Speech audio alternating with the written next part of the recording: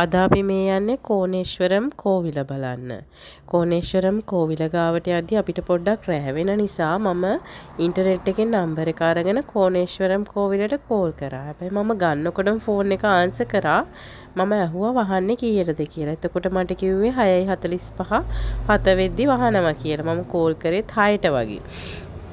කොහොම නමුත් අපි එතනට යනකොට 6:50ට වගේ ඇති. ඒ 6:50ට යද්දි තමයි මේ විදියට අඳුර වැටිලා තිබුණේ. හේතුව තමයි අපි ගිය දවසේ ගොඩාක් වැස්ස තිබුණා.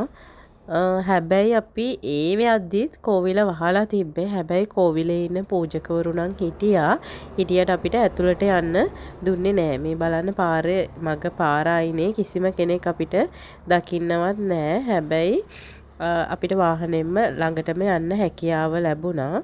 මේ සෙරප්පු තියෙන තැනක් තියෙනවා. අපි එතනටම වෙහිකල් එකේ තමයි ගියේ. ඔය ඔයාලට ඉස්සරහින් පේන්නේ කෝවිල.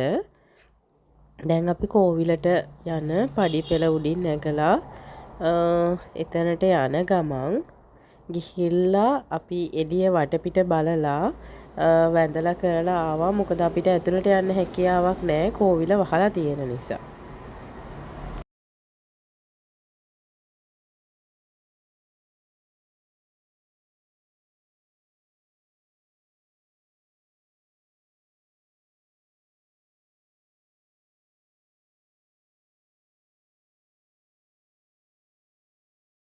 කෝවිල ගාවම බවුසර් එකක් නතර කරලා තිබ්බා. ට්‍රැක්ටරයක් එහෙම තිබුණා. එතන මුව රංචුවක්ම හිටියා. කවුරුවත් සෙනග නැති නිසා වෙන්නේ නැති. කෝවිල තියෙන තැන මිදුලේම තමයි මේ මුව රංචුව අපිට දැක ගන්න හැකියාව ලැබුණේ. යාලා අපි දැක්කම පොඩ්ඩක් කලබල වුණා. නැත්තම් එයාලා එතන හරිම නිදහසේ තමයි හිටියේ.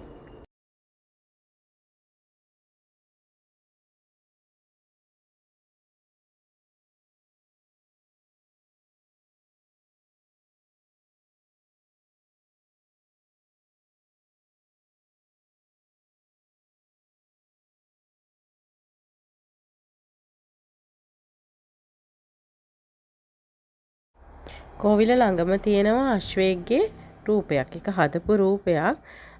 ජනප්‍රවාදයේ එන විදියට මං අහලා තියෙන විදියට ඒ අශ්වයාගේ ඇඟට ඔළුව තියලා අපි ප්‍රාර්ථනයක් කරොත් ඒ ප්‍රාර්ථනය හරියනවා කියලා තමයි විශ්වාස කරන්නේ.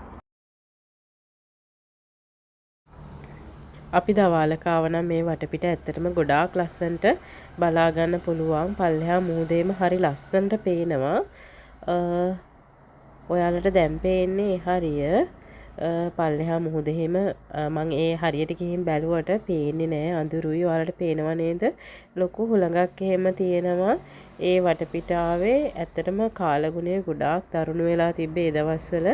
එහෙට ත්‍රිකුණාමලයට හොඳටම වහිනවා අපි මේ ගිය දවසේ.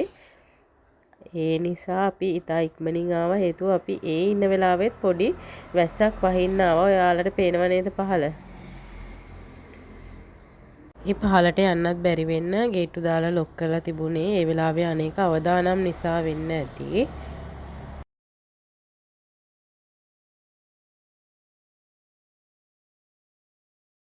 මං කිව්වා අශ්වයාට රහසින් පණිවිඩයක් කියන්න පුළුවන් කියලා. එතන ගහලා තිබ්බේ නන්දි දෙවියන්ගේ ප්‍රතිමාව කියලා.